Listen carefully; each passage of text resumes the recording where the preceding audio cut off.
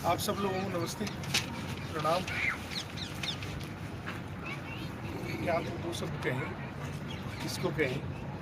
कुछ लोग थे हमारे देश के जो अपना मनोरंजन करने के लिए निकले थे, कश्मीर की कश्मीरियत देखने निकले थे, सुंदरता देखने निकले थे, जिनको बिना किसी कारण के मार दिया गया।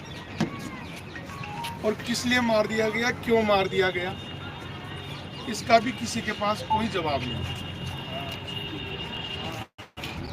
इस धर्म को पूछा गया, एक नेपाल का व्यक्ति मारा गया।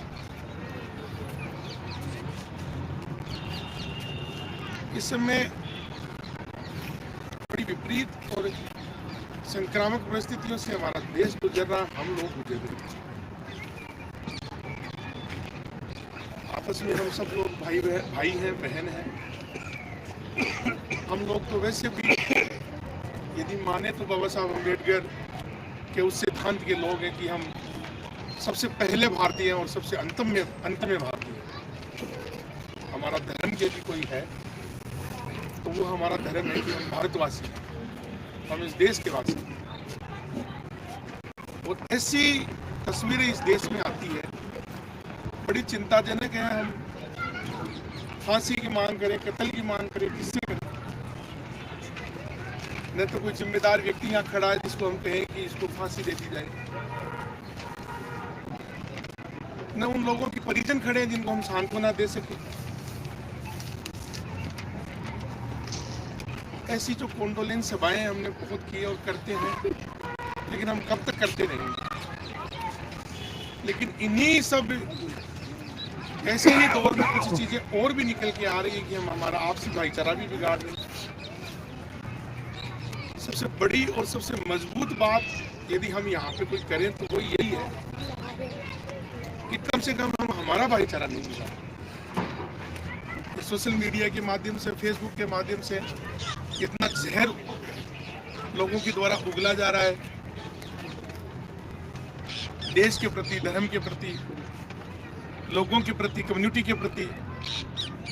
इसका जिम्मेदार कौन है, मैं तो ये भी तय नहीं कर पा रहा हूँ कि ऐसा क्यों हुआ और कौन जिम्मेदार है और क्यों कर रहे हैं वो लोग ऐसा।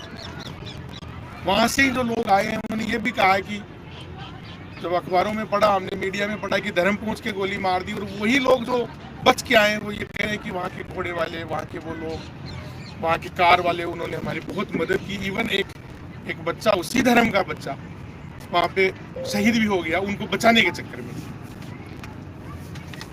तो हम किसी धर्म विशेष को टारगेट करके कोई बात करें तो ये तो बेईमानी है। हम आपसी सामंजस्य और आपसी जो प्रेम है हम उसे नहीं बांटे। ये हमारी यहाँ सबसे बड़ी सीखने की बात हम सब लोगों के बीच। यदि कोई बात सीखने की है तो कम से कम हम ये जो जहर उगलने वाली बातें उन पे अमल नहीं करें और हमारा भाईचारा नहीं खराब करें।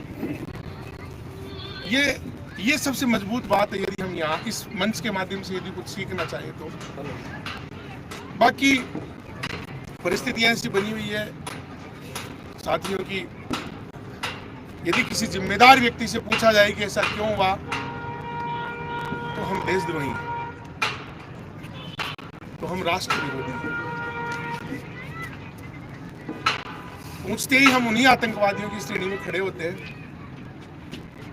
पता नहीं एक लहर बना दी गई है।